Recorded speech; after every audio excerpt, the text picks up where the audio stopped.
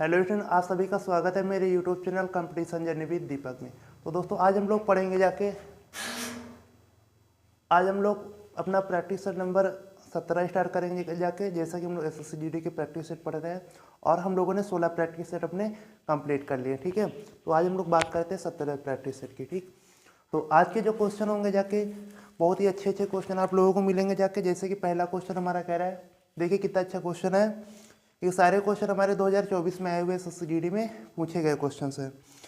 कह रहे कि चक्रवृद्धि ब्याज की समान दर पर निवेश की गई वार्षिक रूप से संयोजित निवेश की गई एक धनराशि 4 वर्षों में 10,800 रुपये और 8 वर्षों में 32,400 रुपये हो जाती है। वह धनराशि कितनी है? तो देखो ऐसे क्वेश्चनों को हम लोग कैसे करते हैं जाके। तो जैसे बोल रहा है कि देखो कोई धनराशि है, ठीक, मान लो कि कोई धनराशि क्या है, P है। ठीक, कोई धनराशि है P है, ठीक है ना। तो P से देखो 4 सालों में वो कितनी हो जा रही है, वो 4 सालों में हो जा रही है 10,800 रुपये। 4 सालों में P से कितनी हो गई जाके 10,800 रुपये। ठीक, और वही धनराशि 8 सालों में कितनी हो रही है, 8 सालों में। ठीक, 8 सालों में वही धनराशि कितनी हो रही है, 32,400 रुपये हो जाती है। कितनी हो जाती है, 32,400 रुपये हो जाती है। ठीक है, तो आपसे ये बोल रहा है कि वह धनराशि कितनी है। तो देखो हम लोग क्या करेंगे जाके, देखो P से 4 साल में 10,800 हो रही है। ठीक, देखो वो बोल रहा है चक्रवृद्धि ब्याज पे ना, और वो फिर 8 सालों में इतनी हो रही धनराशि। तो हम लोग क्या करते हैं, यहाँ पे जो धनराशि होती है उसका रेशियो निकाल लेते हैं। ठीक, इनका क्या निकालेंगे, रेशियो निकालेंगे। ठीक, तो इनका जब हम लोग रेशियो निकालेंगे जाके, तो यहाँ से हम लोग 2 जीरो कैंसिल कर देंगे। ठीक, तो अब देखो इसको अगर हम लोग काटेंगे जाके तो 108 से 3 बार में कट जाएगा, एक बार में। तो इनका रेशियो कितना आ गया जाके, 1:3 आ गया जाके। ठीक, तो देखो यहाँ से धनराशि कितनी हुई जाके, 1 से 3 हुई, मतलब इसका कितने गुना हुई जाके, 3 गुना। ठीक, तो देखो यहाँ पे टाइम कितना लगा जाके, ये वाला हम लोग टाइम देखो तो ये 4 साल का टाइम है। ठीक, क्योंकि वो 4 साल में इतनी हो रही है, फिर 8 साल में इतनी हो रही है। ठीक, तो इधर 4 साल, तो 4 साल इधर ही बचे। ठीक, तो 4 सालों में 1 से धनराशि कितनी हो गई, 3 हो गई जाके। ठीक है, तो कितने गुना हो गए, 3 गुना हो गए। तो इधर भी ये धनराशि जो 4 सालों में हुई होगी जाके, इसका कितने गुना होगी जाके, ये 3 गुना ही होगी जाके। तो मतलब P का 3 गुना कितना होगा जाके, 10,800 होगा। तो हम लोग यहाँ से ये कह सकते हैं P का जो 3 गुना होगा वो कितना होगा जाके, 10,800 होगा। ठीक, देखो यहाँ पे जो टाइम का हम लोग गैप लेते हैं वो सेम लेते हैं। तो जैसे यहाँ पे 4 साल का गैप है तो यहाँ भी 4 साल का गैप है। ठीक, तो तभी हम लोग ऐसा करते हैं कि जितने गुना यहाँ पे हो रहा है उतने गुने यहाँ पे होगा। तो हम लोग अगर इसको इससे काट देंगे कितना आ जाएगा, 3 तरक का 9, 1 बजेगा तिछंग 18, तिछंग 18 हो जाएगा। तो P बराबर हमारा कितना आ गया जाके, 3600 आ गया जाके। तो प्रिंसिपल हमारा कितना हो जाएगा, मतलब वह धनराशि कितनी हो जाएगी, 3600 रुपये हो जाएगी। ठीक, तो इस क्वेश्चन का राइट आंसर क्या हो जाएगा, ऑप्शन नंबर बी हो जाएगा। तो देखो मैं एक बार और समझा रहा हूँ कि जैसे वो क्वेश्चन में कह रहा है कि एक धनराशि 4 सालों में 10,800 हो जाती है। ठीक, और वही धनराशि 8 सालों में 32,400 हो जाती है। ठीक, तो यहाँ पे चक्रवृद्धि ब्याज के क्वेश्चन है, तो हम लोग क्या करते हैं जाके, यहाँ पे हम लोग रेशियो निकाल लेते हैं। तो हमने रेशियो जब इनका निकाला जाके 108 से 324 कट गया 3 बार में, और 2 जीरो कट गया, 1:3 आ गया जाके। ठीक, तो 4 सालों में धनराशि 1 से कितनी हो गई, 3 हो गई जाके। ठीक, कहने मतलब इसका कितना गुना हो गया, 3 गुना हो गया। तो यहाँ भी 4 साल का गैप है, तो यहाँ भी हम लोग 4 साल का गैप ही देख रहे हैं। तो यहाँ भी धनराशि P से कितने गुना होगी, क्योंकि सेम जो रेट यहाँ पे वही रेट यहाँ भी लग रही है। तो यहाँ भी धनराशि P का 3 गुना कितनी हो जाएगी, 4 सालों में 10,800 हो जाएगी। तो इससे हमारा क्या आ गया जाके, P आ गया जाके। ठीक, अब मैं ऐसा ही क्वेश्चन देखो SSC, देखो ये जो हमारा क्वेश्चन है ये हमारा चक्रवृद्धि ब्याज पे आधारित क्वेश्चन है। ठीक, ऐसा ही क्वेश्चन मैं आप लोगों को बताऊंगा साधारण ब्याज पे आधारित कैसे करते हैं जाके। ठीक है, तो देखो, तो हम लोग बात करेंगे अपने अगले क्वेश्चन की। तो अगला क्वेश्चन जो हमारा है, अगला क्वेश्चन ये कह रहा है कि साधारण ब्याज की एक निश्चित दर पर वहाँ देखो चक्रवृद्धि ब्याज था, यहाँ क्या साधारण ब्याज है। तो साधारण ब्याज की एक निश्चित दर पर एक निश्चित धनराशि 2 वर्षों में 2700 और 3 वर्षों में 3150 हो जाती है। वार्षिक ब्याज दर ज्ञात कीजिए। देखो वो ये बोल रहा है कि कोई धनराशि है पी से, ठीक है ना, पी से देखो 2 वर्षों में कितनी हो जाती है, ठीक 2700 हो जाती है, ठीक है। और वो 3 वर्षों में कितनी हो जाती है, 3 वर्षों में 3150 हो जाती है। ये जो क्वेश्चन है हमारा, ये हमारा साधारण ब्याज पे आधारित क्वेश्चन है, ठीक। तो यहाँ पे अगर हम लोग टाइम का गैप देखें तो कितने साल का, 2 साल इधर 3 साल इधर, तो 1 साल का गैप होगा, ठीक। तो देखो 1 साल में धनराशि कितनी बढ़ी जाके साधारण ब्याज पर 2700 से 3150 होगी। मतलब कि 1 साल में कितनी बढ़ रही है, 1 साल में जो धनराशि है वो बढ़ रही है 450, ठीक। 1 साल में कितना साधारण ब्याज मिला, 450। तो ऐसे यहाँ पे 2 साल में कितना साधारण ब्याज मिलेगा, 450 का दोगुना, 2 साल में कितना साधारण ब्याज मिलेगा, 900 रुपये मिलेगा, ठीक। तो अगर हम लोग यहाँ से प्रिंसिपल निकालें, जैसे पिछले क्वेश्चन में धनराशि पूछ रहा था, अगर यहाँ से आपसे प्रिंसिपल पूछे तो ये हम लोग 900 को क्या करेंगे, 2700 में से माइनस कर देंगे, तो हमारा प्रिंसिपल कितना आ जाएगा, 1800 आ जाएगा, ठीक। और टाइम कितने साल के उसमें आया, 2 साल के उसमें, ठीक। और यहाँ पे ये क्या हो गया, ये हमारा साधारण ब्याज हो गया जाके 2 साल का, और ये हमारा टाइम हो गया जाके, ठीक। तो अब देखो ये तो एक हो गया कि वो आपसे प्रिंसिपल पूछ सकता है, ठीक। लेकिन क्वेश्चन में पूछा क्या है, क्वेश्चन में पूछा है कि वार्षिक ब्याज दर ज्ञात कीजिए। तो वार्षिक ब्याज दर हम लोग निकाल लेंगे। देखो टाइम हमको 2 साल दिया है, ठीक। एसआई हमको 2 साल का 900 दिया है, और हमको प्रिंसिपल इतना दिया है। तो हम लोग एक फार्मूला होता है एसआई इक्वल टू PR/T/100। यहाँ से हम लोग क्या निकालेंगे, रेट निकालेंगे।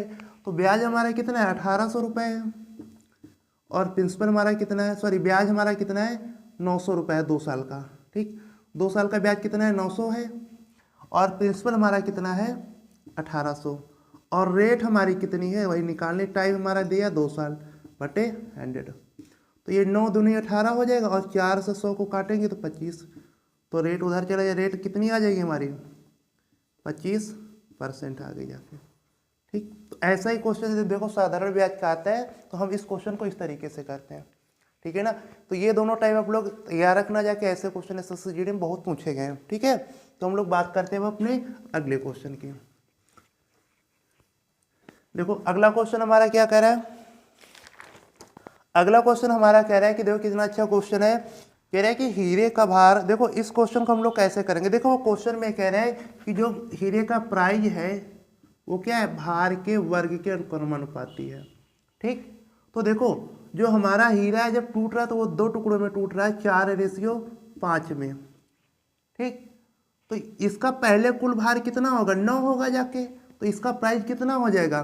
तो जब प्राइस भार के वर्ग के अनुपाती हो तो इसका प्राइस कितना हो जाएगा, 81 होगा ना पहले, ठीक।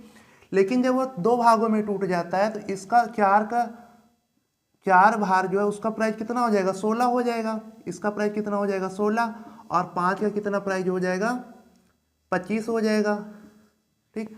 तो इनका जो टोटल प्राइस कितना हो जाएगा, 25 16 कितना हो जाएगा टोटल प्राइस, 41 हो जाएगा, ठीक। देखो पहले प्राइस कितना था, मूल्य कितना था, 81 था जब वो 2 भागों में टूट गया, ठीक। और जो मूल्य है वो भार के वर्ग के अनुपाती है, तो बाद में उसका प्राइस कितना हो रहा है, 16 25 41 हो रहा है, ठीक। तो उसको लॉस कितने का हो रहा है, 40 का हो रहा है ना, ठीक। जबकि वही पहले प्राइस था इसका 81, जबकि क्वेश्चन में कितना कह रहा है, 81 की वैल्यू कितनी दी है, 69,660। आपसे वो 40 की वैल्यू पूछ रहा है, ठीक। तो इसको काट लो, ये 40 ही तो हमारी क्या है, कमी मतलब हानि है ना, ठीक। 9 9 81, और यहाँ से 9 7 63, 6 बचेगा, 9 7 63, 3 9 चौक 36 बचेगा। फिर 9 से इसको काट लो, कट जाएगा, 9 8 72, 5 9 6 54, ठीक। और हम लोग 860 इंटू 40 का गुणा कर देंगे तो 2 जीरो आ जाएंगे, 6 चौक 24 हासिल 2, 4 32 2 34। तो 34,400 हमारा क्या हो जाएगा, हानि हो जाएगी। तो इस क्वेश्चन का राइट आंसर क्या हो जाएगा, ऑप्शन नंबर सी हो जाएगा। ठीक है, तो हम लोग बात करेंगे अपने अगले क्वेश्चन की। ये क्वेश्चन देखो कितना अच्छा क्वेश्चन था। ठीक है, और मैंने ऐसे ही पिछले जब हम लोग शुरू में करे तो हम लोगों ने शुरू के प्रैक्टिस सेटों में ऐसा क्वेश्चन किया है। ठीक है ना, तो ये टाइप आप लोग जरूर करके जाना, क्योंकि अगर आपसे एग्जाम में क्वेश्चन जब छूटेगा तो ऐसे ही क्वेश्चन आप नहीं कर पाएंगे। ठीक है, बाकी सारे क्वेश्चन आसानी रहेंगे। तो जैसे अगला क्वेश्चन कह रहा है कि एक आयताकार मेज के शीर्ष का परिमाप 84 मीटर है और इसका क्षेत्रफल 432 मीटर स्क्वायर है। इसके विकर्ण की लंबाई, देखो जो आयत का जो परिमाप होता है वो होता है 2l + b, वो कितना दिया है 84। तो यहाँ से l + b का मान कितना आ गया 42 आ जाएगा, और उसका क्षेत्रफल कितना बोल रहा है l × b होता है, वो दिया है 432। ठीक, आपसे पूछ रहा है आयत का विकर्ण कितना होता, क्या होता है √l² + b², आपसे इसका मान पूछ रहा है।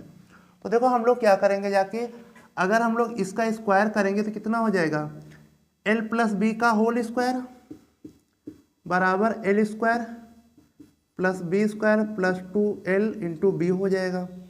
ठीक, तो देखो l + b मतलब 42 का स्क्वायर। देखो 42 का स्क्वायर जो होता है, अगर हम लोग जब 42 का स्क्वायर करते हैं उसकी वैल्यू होती है 1764। ठीक, तो यहाँ पे कितना आ जाएगा 1764 आ जाएगा, l² + b²। अब देखो एल बी की वैल्यू कितनी है 432, तो 2 का गुणा कर देंगे, यहाँ पे कितना रख देंगे 432, तो ये मान हमारा कितना आ जाएगा 864 आ जाएगा।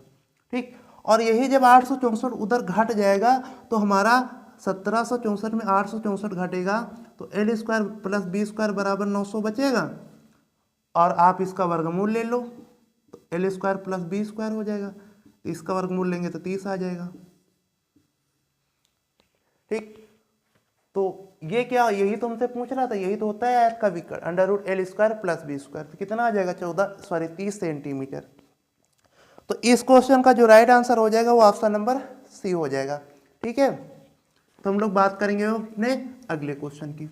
तो देखो अगला क्वेश्चन हमारा क्या कह रहा है कि अगला क्वेश्चन हमारा ये बोल रहा है कि 31 परिणामों का औसत 204 है, यदि प्रथम 16 परिणामों का औसत 219 है और अंतिम 16 परिणामों का औसत 285 है, तो 16वां परिणाम कितना है। तो देखो हम लोग एक क्वेश्चन ये देखें, देखो वो आपसे ये कह रहे हैं कि जो 31 परिणाम है उनका औसत कितना है 204 है।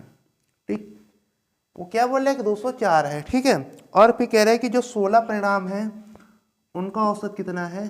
ठीक, उनका औसत कह रहा है 219 है, और जो 16 परिणाम उनका औसत कितना है 185 है। कितना है 185 है। ठीक, तो देखो जो हमारा पूछ रहा है कि जो 16वां परिणाम होगा जाके वो क्या होगा। तो देखो जब वो कह रहा है 31 परिणामों का औसत 204 है, तो 16वां जो परिणाम होगा वो हमारा 204 तो होगा ही ना, वो भी तो 200, हर 16वां परिणाम वो भी तो 200, क्योंकि हर परिणाम तुम्हारा 204 होगा। ठीक, लेकिन हम लोग क्वेश्चन में यहाँ पे देखें कि ये जो 16 परिणाम है इनका औसत 219 है, तो देखो जबकि टोटल का कितना औसत है 204 है, तो 204 से कितना ज़्यादा है 15 ज़्यादा है, क्या है ज़्यादा है 15। ठीक, तो 16 पे कितना ज़्यादा हो जाएगा 15 × 16। ऐसे ही ये देखो ये क्या है कम है, ये कितना कम है 204 से, ये 19 कम है, क्या है 19 कम है। ठीक, कितने पे कम है 16 पे कम है। ठीक, तो ये जो हमारा परिणाम होगा जाके, ये जो हमारा 16वां परिणाम होगा जाके वो क्या होगा, ऐसे मान लिया कि वो तो 204 होगा ही, लेकिन यहाँ पे कितने की वृद्धि हुई है 15 × 16 की हुई, यहाँ कमी कितनी 19 × 16 की हुई है। तो 204 हम लोग यहाँ क्या कर लेंगे 16 को कॉमन कर लेंगे, तो 15 × -19 बचेगा तो -4 आ जाएगा, तो ये 16 चौको 64 हो जाएगा, और 204 में से हम लोग 64 को जब घटाएंगे तो कितना आएगा 0, 20 में 6 गया 14, तो जो 16वां परिणाम हमारा कितना हो जाएगा 140 हो जाएगा। ठीक है, तो इस क्वेश्चन का जो राइट आंसर होगा क्या होगा ऑप्शन नंबर डी होगा जाके। अब हम लोग बात करेंगे अपने अगले क्वेश्चन की।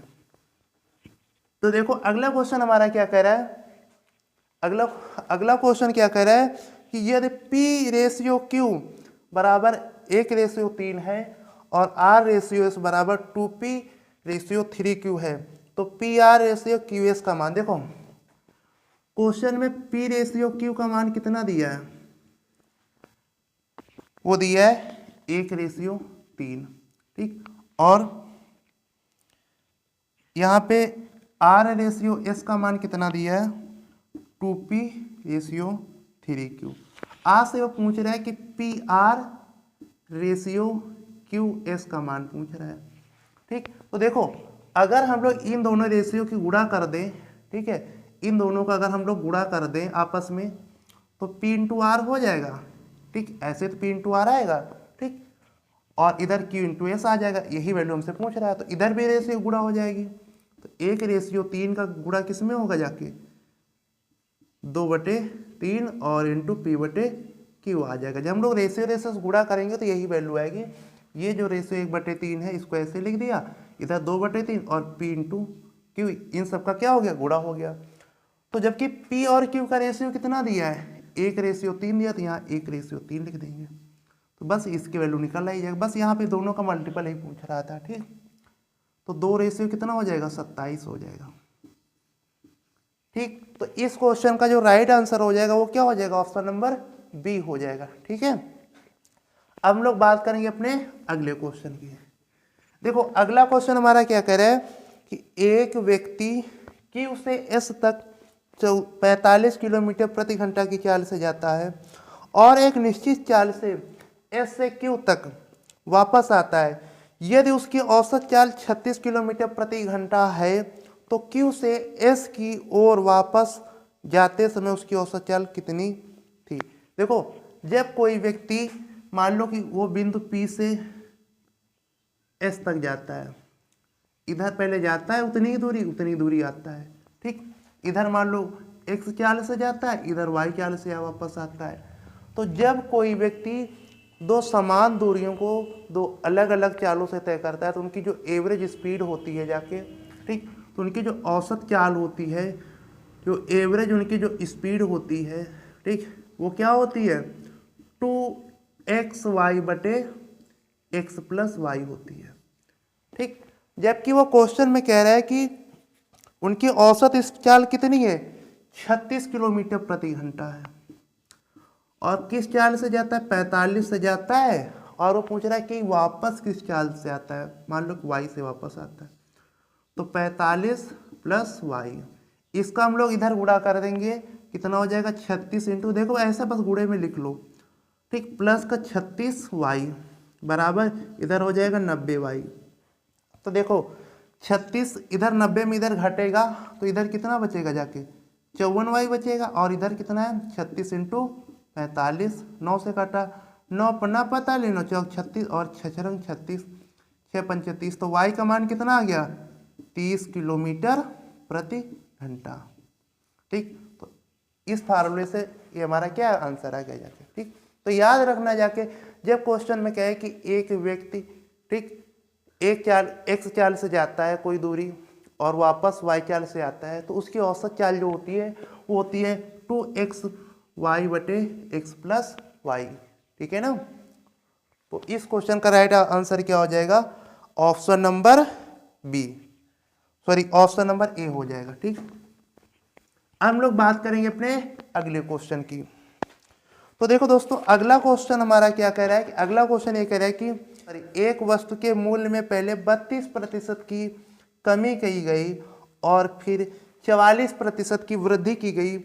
यदि परिणामी मूल्य 48,9.6 है तो वस्तु का वास्तविक मूल्य ज्ञात कीजिए। देखो इस क्वेश्चन को हम लोग सीरीज मेथड से करेंगे, ठीक। मान लिया कि उस वस्तु का जो मूल्य था वो x था, ठीक है ना, क्या था मूल्य x था।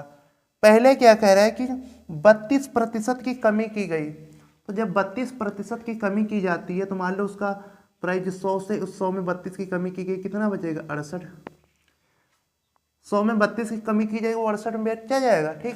फिर कह रहा है कि वो 44 की वृद्धि की गई, मतलब कि 100 से 144 हो गया। इसके बाद ठीक, तो उसका जो मूल्य आता है, परिणामी मूल्य आता है जाकर लास्ट में वो कितना आता है 48,9.6।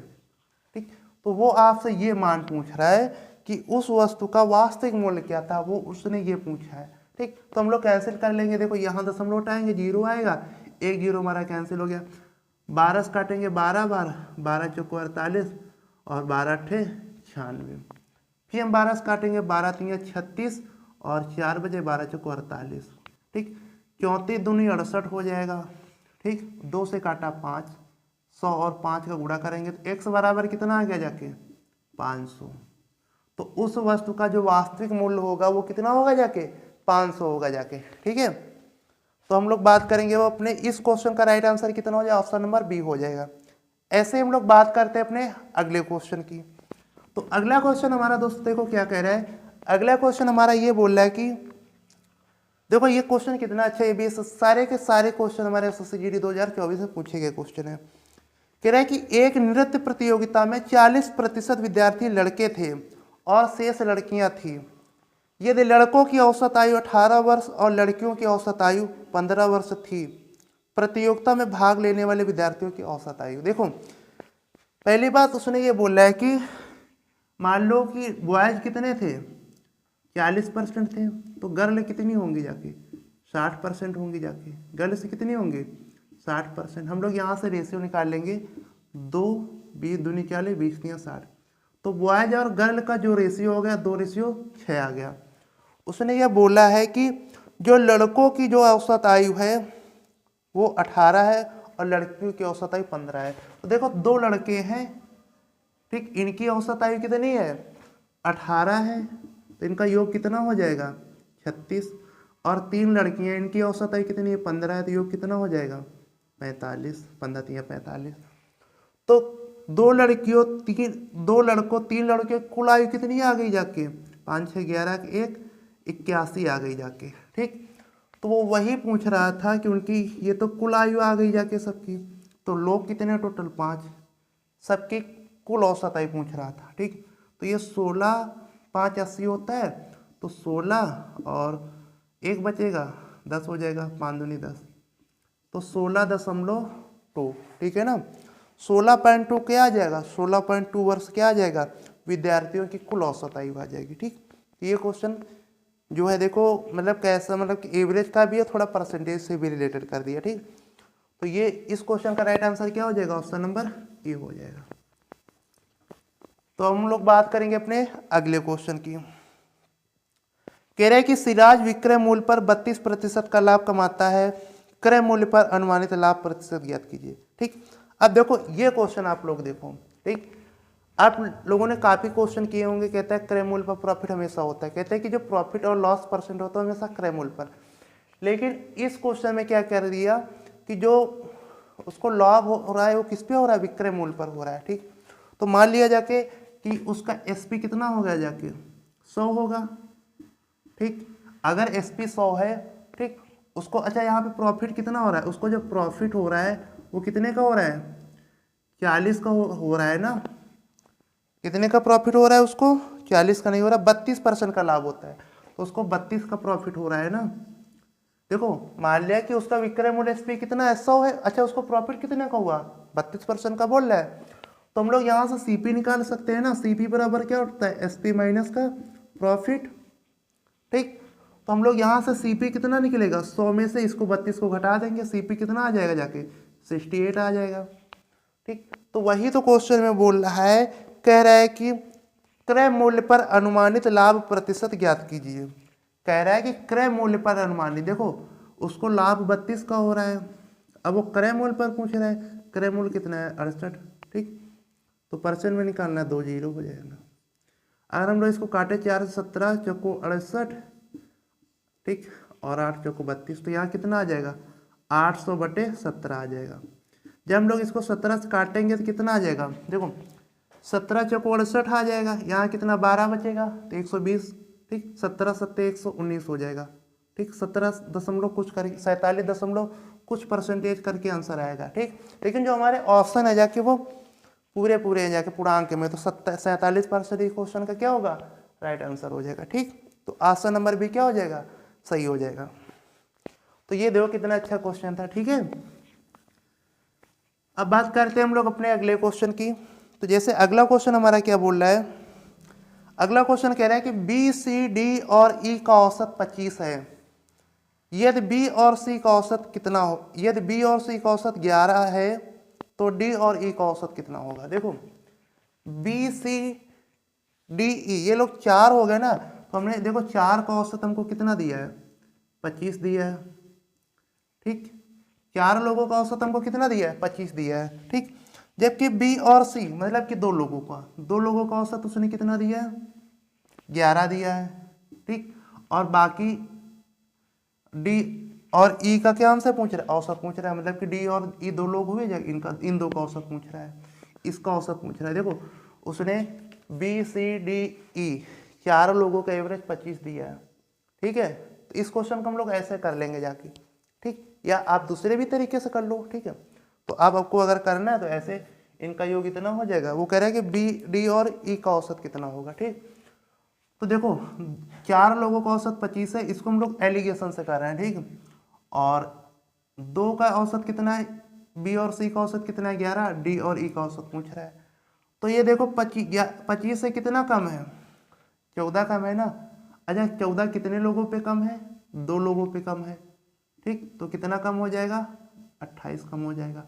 तो इधर ये क्या होगा, 28 ज़्यादा होगा, कितने लोगों पे ज़्यादा होगा, 2 लोगों पे, मतलब कि 14, ठीक। तो 2 जो लोग हैं उनका एवरेज कितना आ जाएगा, 25 प्लस का 14 बराबर 29 आ जाएगा, ठीक। तो इस क्वेश्चन को हमने कैसे किया, जाके एलिगेशन मेथड से किया, ठीक। जो टोटल नंबर का जो एवरेज होता है वो यहाँ लिखते हैं, मान लो जितने का दिया उतना ही यहाँ लिख लिया शेष का, और जितने शेष का पूछ रहा है यहाँ, ठीक। तो देखा हमने 25 में 11 कितना कम है, 14, तो 2 लोगों में कितना कम होगा, 28 कम होगा।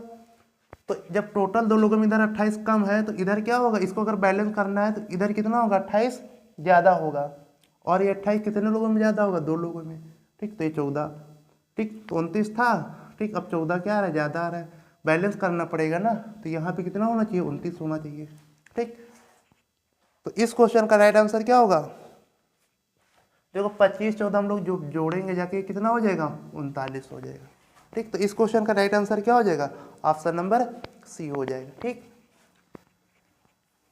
अब हम लोग बात करते हैं अपने अगले क्वेश्चन की। देखो अगला क्वेश्चन हमारा क्या कह रहा है कि 12,000 रुपए की मूलधन राशि पर 2 वर्ष के लिए चक्रवृद्धि ब्याज, ठीक, वार्षिक रूप से संयोजित है, उसी अवधि के लिए साधारण ब्याज से 4320 रुपये अधिक है, वार्षिक ब्याज दर ज्ञात कीजिए। देखो ये जो हमारा 12,000 ये तो हमारा मूलधन हो गया, कह रहा है कि वो जो चक्रवृद्धि ब्याज है वो साधारण ब्याज से कितना अधिक है, 4320 अधिक है। तो ये हमारा जो 4320 है क्या हो गया जाके, ये चक्रवृद्धि ब्याज और साधारण ब्याज का डिफरेंस ही तो हो गया जाके। तो 2 सालों के लिए चक्रवृद्धि ब्याज और साधारण ब्याज के अंतर के लिए हम लोग कौन सा फार्मूला लगाते हैं, डिफरेंस, ठीक है ना, ठीक है ना, डिफरेंस बराबर पी आर अपान 100 का होल स्क्वायर।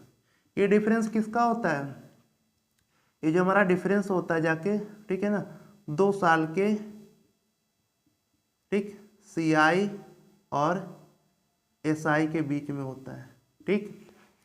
तो वो हमारा कितना दिया जाके 4320 रुपये, और प्रिंसिपल कितना दिया है 12,000 रुपये, और रेट हमसे पूछ रहा है। तो जब हम लोग आर का स्क्वायर करेंगे तो आर स्क्वायर और 100 का स्क्वायर करेंगे तो 10,000 हो जाएगा, 3 जीरो हमारे यहाँ से कैंसिल हो गया, ठीक। 12 से अगर हम लोग काटेंगे जाके तो 12 3 36 हो जाएगा, 7 बचेगा, ठीक। तो 12 छंग 72 और 2 जीरो इधर हो जाएंगे, ठीक है। तो जब 3600 हो जाए, 3600 का वर्गमूल लेंगे जाके हम लोग, क्योंकि आर स्क्वायर आर का मान चाहिए, तो इधर कितना आ जाएगा, इधर 2 जीरो ये वाले बढ़ जाएंगे ना इधर वाले, तो इसका जब हम लोग वर्गमूल लेंगे तो कितना आ जाएगा, 60 आ जाएगा, ठीक। तो रेट हमारी कितनी आ गई जाके 60% आ गई, ठीक। ये हमारा जो क्वेश्चन था 2 साल के सी साइज के डिफरेंस पर रिलेटेड था, ठीक, जिसका फार्मूला ये होता है, ठीक। अब हम लोग बात करते हैं अपने अगले क्वेश्चन की। तो अगला क्वेश्चन हमारा देखो क्या कह रहा है। अगला क्वेश्चन हमारा ये बोल रहा है कि तीन संख्याओं में से पहली संख्या और दूसरी संख्या का औसत दूसरी संख्या और तीसरी संख्या के औसत से 20 अधिक है। पहली और तीसरी संख्या के बीच का अंतर। देखो मान लिया कि देखो तीन संख्या हमारी क्या हो गई जाके A B C हो गई हैं। वो कह रहा है कि जब पहली और दूसरी संख्या का औसत कितना होगा A + B/2 होगा ना एवरेज। किसी का एवरेज क्या होता है? उनका सम बटे नंबरों की संख्या। ये जो इनका औसत है वो B + C के औसत से क्या है? अधिक है। ये अधिक है ना। देखिए क्वेश्चन में कह रहा है कि जो A + B का औसत है B + C के औसत से कितना अधिक है। क्वेश्चन में कह रहा है कि 20 अधिक है, तो बराबर 20 हो गया। ठीक, या अगर हम लोग दो का एलसीएम ले लें तो A + B - B - C बटे 2 और इधर करेंगे कितना हो जाएगा 40 और B कैंसिल। A - C बराबर कितना हो गया 40। वो यही तो पूछ रहा था, तो पहली संख्या और तीसरी संख्या का अंतर। ठीक, वो हमसे क्वेश्चन में तो कह रहे थे पहली संख्या और तीसरी संख्या का अंतर कितना होगा। तो पहली संख्या और तीसरी संख्या का अंतर कितना आ गया 40 आ गया जाके। तो इस क्वेश्चन का राइट आंसर क्या हो जाएगा? ऑप्शन नंबर ए हो जाएगा। ठीक, तो ऐसे हम लोग बात करेंगे अपने अगले क्वेश्चन की। तो जैसे अगला क्वेश्चन हमारा कह रहा है कि 56 संख्याओं का औसत 72 है। यदि हम प्रत्येक संख्या में एक संख्या b जोड़ दें तो औसत 144 हो जाता है। b का मान कितना है? देखो एक ही याद रखना कि जैसे कह दे कि कुछ संख्याओं का औसत इतना है। ठीक, और आपसे अगर क्वेश्चन में ये बोले कि अगर इसमें इतना जोड़ा घटाया जाता है तो उसका जो एवरेज होगा उतना ही बढ़ जाता है। तो जैसे कह रहे हैं कि 56 संख्याओं का औसत, कह रहे हैं कि जो 56 संख्या है इनका एवरेज कितना है 72 है। कह रहे हैं कि यदि हम प्रत्येक संख्या में एक संख्या b जोड़ दें तो 144 हो जाता है। तो b का मान। ठीक, तो देखो जब वो हर उसमें b जोड़ रहा है 56 नंबर में b को जोड़ रहा है तो उसका एवरेज कितना हो जाता है 144 हो जाता है। ठीक, तो जो नया औसत होता है जाके मान लिया कि आपसे कभी ये कह दे कि x संख्याओं का औसत a है। ठीक, अगर प्रत्येक संख्या में b को जोड़ दिया जाए तो नया औसत क्या होगा हमारा a + b होगा जाके। ये होता है हमारा। कहेगा कि x संख्याओं का औसत a है, यदि प्रत्येक संख्या में b को जोड़ दिया जाए तो नया एवरेज क्या होगा। हम लोग एवरेज में बस वो नंबर जोड़ देंगे। ठीक, क्योंकि प्रत्येक संख्या में उतने की वृद्धि हो रही है। ठीक, तो ऐसे ही जो हमारा 72 + b बराबर कितना हो जाएगा 144 हो जाएगा। अब कह रहा है एवरेज 144 हो जाता है, तो 72 में b जोड़ा है ना, तो 72 + b बराबर 144। तो b बराबर कितना आ जाएगा 144 में 72 घटाओगे 72 ही आ जाएगा। ठीक, तो इस क्वेश्चन का राइट आंसर क्या हो जाएगा 72 हो जाएगा। ऑप्शन नंबर बी, मतलब बी का जो मान होगा वो 72 होगा। ठीक, हम लोग बात करेंगे अपने अगले क्वेश्चन की। तो देखो अगला क्वेश्चन हमारा क्या कह रहा है। अगला क्वेश्चन ये कह रहा है कि यदि y किसी काम का 3/5 भाग 60 दिनों में पूरा कर सकता है तो उसी काम का 1/10 भाग पूरा करने में y को कितने दिन लगेंगे। देखो हम लोग यहाँ पे पहले लिख लेंगे 3/5 और फिर कितना कह रहा है कि 1/10 को पूछ रहा है। ठीक, तो हम लोग क्या कर लेंगे इनकी जो हर वैल्यू होगी मतलब नीचे के जो होगा जाकर उसको हम लोग बराबर कर लेंगे। ठीक, देखो इसका मतलब ये होता है कि 3/5 का मतलब होता है कि y जो है 5 में से 3 काम को कर रहा है 60 दिन में। ठीक, और यहाँ पे क्या है कि 10 में से वो एक काम को पूछ रहा है, तो नीचे क्या है काम ही तो है, नीचे की जो वैल्यू है टोटल वर्क है। तो हम लोग दोनों का यहाँ पे देखो टोटल वर्क 5 है, यहाँ पे टोटल वर्क 10 है, तो हम लोग पहले टोटल वर्क बराबर कर लेंगे। तो यहाँ अगर हम लोग 2 से गुणा 2 से भाग कर दे तो टोटल वर्क बराबर हो जाएगा ना। तो यहाँ पे 6/10 आ जाएगा, यहाँ पे 1/10 आ जाएगा। अब टोटल वर्क बराबर हो गया ना।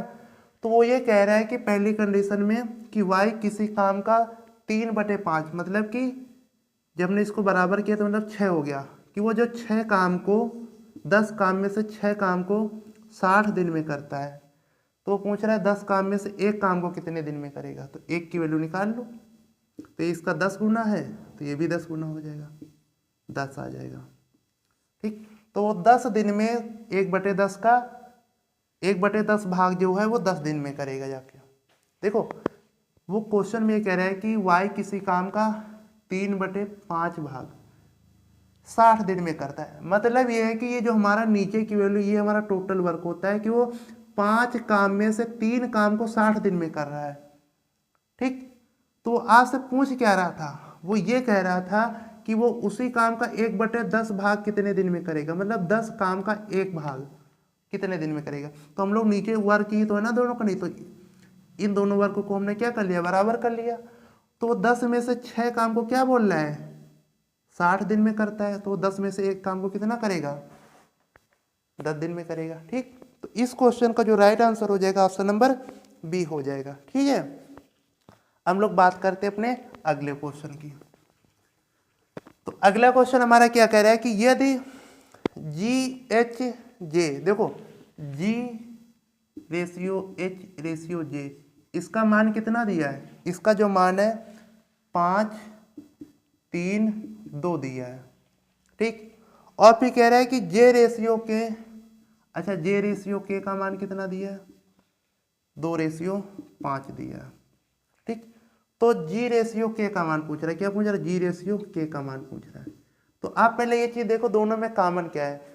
देखो जे हमारा दोनों में कॉमन है। ठीक, यहाँ भी, तो यहाँ पे जो कॉमन है, देखो यहाँ भी, देखो ये जो जे है दोनों में कॉमन है, और वैल्यू भी देखो उसकी दोनों की सेम है।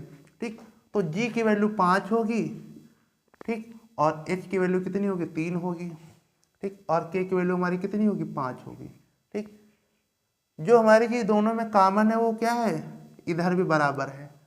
ठीक, तो दोनों मान क्या होंगे, जैसे जी का मान 5 हो जाएगा, एच का मान 3 हो जाएगा, और जे का मान 2 हो जाएगा, और के का मान कितना हो जाएगा, 5।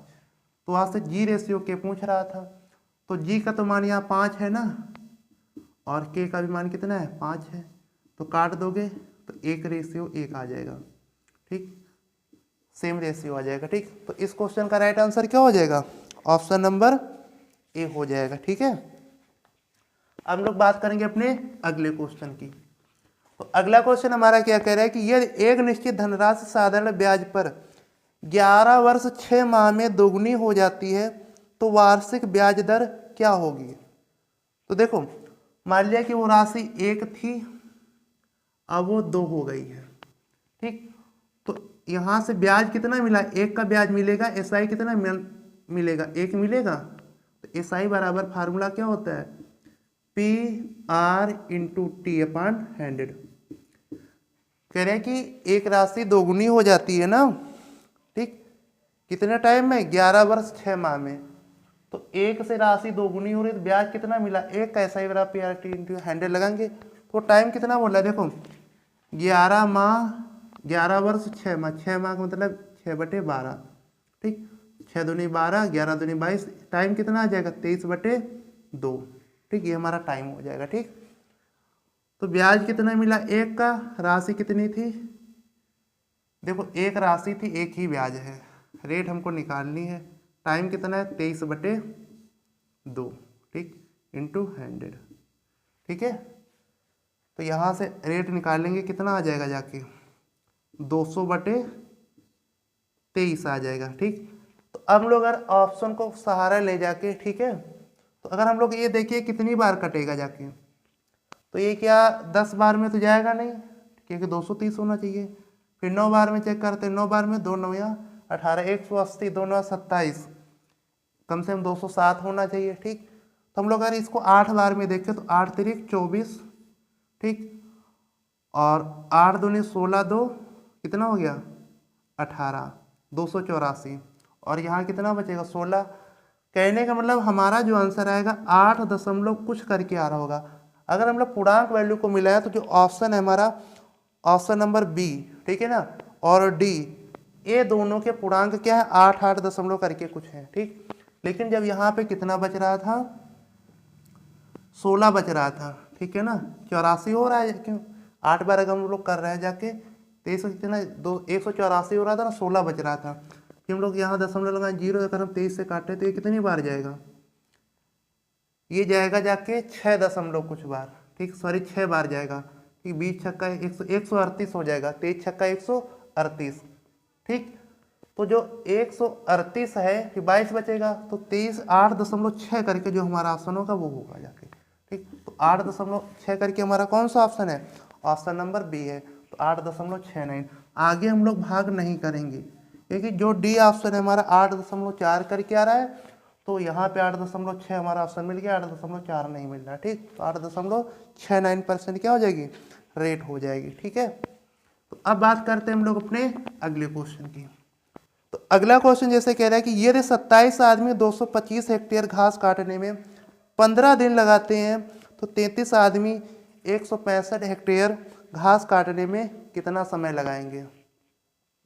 ठीक, देखो 27 आदमी 225 हेक्टेयर घास काटने में 15 दिन लगाते हैं, तो 33 आदमी 165 हेक्टेयर घास काटने में कितना समय लगाएंगे। देखो एक फार्मूला होता है M1 D1 H1 बटे W1 बराबर M2 D2 H2 बटे W2। ठीक, M1 का मतलब होता है पहले कंडीशन में आदमियों की संख्या, फिर ये दिनों की संख्या, ये घंटों की संख्या बटे ये टोटल वर्क होता है पहली कंडीशन का। फिर M2 दूसरी कंडीशन में व्यक्तियों की संख्या, फिर दूसरे मतलब कि दिनों की संख्या, फिर घंटों की संख्या, फिर दूसरी कंडीशन टोटल वर्क। तो अगर हमको यहाँ पे जो वैल्यू नहीं देता था हम लोग नहीं लेते हैं। ठीक, जैसे घंटे की वैल्यू नहीं दी, कह रहे हैं कि 27 आदमी, ये जो 27 आदमी, ठीक, ये 225 हेक्टेयर घास, तो ये हमारा 225 वर्क हो गया पहले कंडीशन में। 225 काम को, हेक्टेयर घास को 15 दिनों में काटते हैं। ठीक है, दिनों घंटे की संख्या नहीं देंगे हम लोग, घंटे को हटा देंगे। कह रहे कि 33 आदमी, अब दूसरी कंडीशन में आदमियों की संख्या 165 हेक्टेयर, मतलब कि दूसरी कंडीशन में टोटल वर्क काटने में कितना समय लेंगे, मतलब D2 को वैल्यू पूछ रहा है। ठीक, तो हम लोग इसको कैंसिल करेंगे, 15 का वर्ग होता है 15 बार कट गया, ये कट जाएगा 11 बार। ठीक, और 11 3 33, 3 9 27, तो कितने दिन लेंगे जाके 33 आदमी 165 हेक्टेयर घास को काटने में, 9 दिन लेंगे जाके। ठीक, तो D2 की वैल्यू कितनी आ गई, 9 दिन। ठीक, तो इस क्वेश्चन का राइट आंसर क्या हो जाएगा, ऑप्शन नंबर सी हो जाएगा। ठीक है, अब हम लोग बात करते हैं अपने अगले क्वेश्चन की। देखो अगला क्वेश्चन हमारा कह रहा है, ये सारे क्वेश्चन SSCGD 2024 में पूछे गए क्वेश्चन है। ठीक है ना, कह रहा है कि यदि किसी वस्तु का अंकित मूल्य 3000 रुपये है और विक्रय मूल्य 2400 रुपये है तो छूट प्रतिशत कितना। देखो 3000 रुपये अंकित मूल्य है, ठीक है ना, ये मार्केट प्राइस कितना हो गया, 3000 रुपये हो गया, और सेलिंग प्राइस कितना हो गया जाके 2400। ठीक, तो उसको कितने का डिस्काउंट मिल रहा है, 600 का डिस्काउंट मिल रहा है, कितने पे, इस 3000 पे मिल रहा है। ठीक, तो ये 5 बार कट जाएगा ना, तो 1/5 किसकी वैल्यू होती है, 20% की। तो इसको कितने रुपए का लाभ होगा जाके, मतलब छूट मिलेगी 20% की, उसको छूट मिलती है। ठीक, तो अगला क्वेश्चन बात करते, देखो अगला क्वेश्चन क्या कह रहा है। अगला क्वेश्चन देखो बहुत बार पूछा गया क्वेश्चन, मैंने खुद ही 3-4 बार करा रहा हूँ अभी, मेरा ये हम लोग 17 प्रैक्टिस कर रहे हैं, और ऐसा क्वेश्चन मैंने आप लोग कम से कम चौथी बार अब किया है। कह रहा है कि एक रेलगाड़ी अपने निर्धारित समय से 4 घंटे पहले चलना शुरू करती है और 960 किलोमीटर दूर स्थित अपने गंतव्य तक समय पर पहुंचने के लिए रेलगाड़ी की सामान्य चाल 40 किलोमीटर प्रति घंटा कम करनी पड़ती है।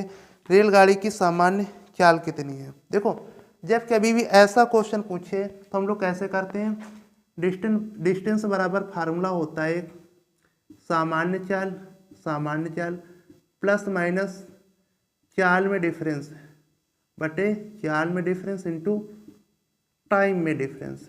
ठीक है ना, तो ये फार्मूला होता है। ठीक है ना, तो देखो उसने दूरी कितनी दी है, उसने दूरी दी है 960 किलोमीटर, ये डिस्टेंस हो गई जाके 960 किलोमीटर। आज से सामान्य चाल पूछ रहा है। ठीक, अच्छा वो चाल कितनी कम करने को बोलता है तो हम लोग माइनस लेते हैं, और अधिक बोल लेता है तो हम लोग प्लस लेते हैं। ठीक, तो जैसे यहाँ सामान्य चाल कितनी है, कम कर रहा है, 40 कम कर रहा है। ठीक, और नीचे भी 40 हो जाएगा। टाइम में डिफरेंस कितना है, टाइम में डिफरेंस कितना बोल रहा है, 4 घंटे पहले चलना है, तो ये हमारा टाइम में डिफरेंस हो गया 4 दहम 40, इसका हम लोग गुणा करेंगे कितना होगा 9600 सामान्य चाल। अब हम लोग देखो यहाँ पे हम लोग अगर करेंगे तो यहाँ पे देखो ठीक द्विघात समीकरण बन जाएगी। ठीक, तो हम लोग द्विघात समीकरण नहीं बनाते हैं, ऐसी कंडीशन हम लोग क्या करते हैं, ऑप्शन को चेक करते हैं। ठीक है, जैसे पहला ऑप्शन कह रहे हैं 150 किलोमीटर प्रति घंटा, ठीक, फिर 120 किलोमीटर, फिर 100 किलोमीटर और फिर 80 किलोमीटर। तो हम लोग ऑप्शन को ऐसे क्वेश्चनों को करते हैं। ठीक है, इस कंडीशन में हम लोग ऑप्शन को रखेंगे। ठीक, जैसे अगर हम लोग यहाँ पे 50 को रखें तो इधर 50 रखेंगे, इधर 50 माइनस 40 करेंगे, कितना बचेगा 10। ठीक है ना, देखो यहाँ पे अगर हम लोग 50 वैल्यू रखें और यहाँ भी 50 रखेंगे तो कितना आ जाएगा 10 बचेगा और एक जीरो, मतलब ये कितने 500 किलोमीटर, जबकि 1096 लाना है ना। तो ऑप्शन नंबर ए हमारा क्या हो जाएगा, गलत हो जाएगा। ठीक, तो ऑप्शन नंबर ए क्या हो जाएगा हमारा, गलत हो जाएगा। ठीक है, तो अब हम लोग क्या करेंगे, जाके ऐसे अपना सेकंड ऑप्शन जब रखेंगे, जाके यहाँ पे 120 रखें मान लो सेकंड ऑप्शन, और 120 में से जब हम लोग 40 को घटाएंगे कितना आ जाएगा 80 हो जाएगा। तो 12 अट्ठे 96, तो बी ऑप्शन देखो हमारा क्या, इसको मतलब सेट, इधर भी 96 इधर भी 96, तो ऑप्शन नंबर बी क्या हो जाएगा हमारा राइट आंसर हो जाएगा। ठीक, तो अब हम लोग आगे की वैल्यू नहीं, बाकी आप चाहे तो देख, अगर यहाँ पे आप 100 रखेंगे तो ये 60 बचेगा, तो ये 6000 आएगा। 80 रखेंगे तो 40 8 चौको 32 3200 आएगा। ठीक, तो ऑप्शन नंबर बी ही क्या है हमारा, जो इस इक्वेशन को सेटिस्फाई कर रहा है। ठीक, तो उसकी जो सामान्य चाल रेलगाड़ी की हो जाएगी कितनी हो जाएगी, 120 किलोमीटर प्रति घंटा हो जाएगी। ठीक है, हम लोग बात करेंगे अपने अगले क्वेश्चन की। तो अगला क्वेश्चन हमारा देखो क्या कह रहा है, अगला क्वेश्चन ये बोल रहा है कि एक कार का प्रारंभिक मूल्य 5 लाख रुपए है। कार के मूल्य में प्रत्येक वर्ष उसके प्रारंभिक मूल्य से 10% की कमी होती है। 3 वर्ष बाद इसका मूल्य कितना होगा। तो देखो वो ये क्वेश्चन में बोल रहा है कि जो कार का प्रारंभिक मूल्य है 5 लाख है और प्रत्येक साल कार के मूल्य में 10% की कमी होती है। तो 10% की फ्रिक्शन वैल्यू कितनी होती है, 1/10। मतलब पहले साल कार का प्राइस कितना था 10 था, अब 10 में 1 की कमी हो गई तो क्या होगा 9। ठीक, ऐसे 3 साल कमी होती है तो 10 से 9, 10 से 9, तो इधर हम लोग गुणा करेंगे तो ये हमारा क्या आ जाएगा, कार का प्रारंभिक मूल्य आ जाएगा, और ये जो होगा 9 का क्यूब करेंगे 729। ठीक, ये हम लोग इसको ऐसे ही लिख लेंगे जाके 9 × 9। ठीक, ये हमारा कार का क्या हो जाएगा, अंतिम मूल्य हो जाएगा। ठीक, ये 3 वर्ष पहले का मूल्य है, 3 वर्ष बाद का मूल्य है।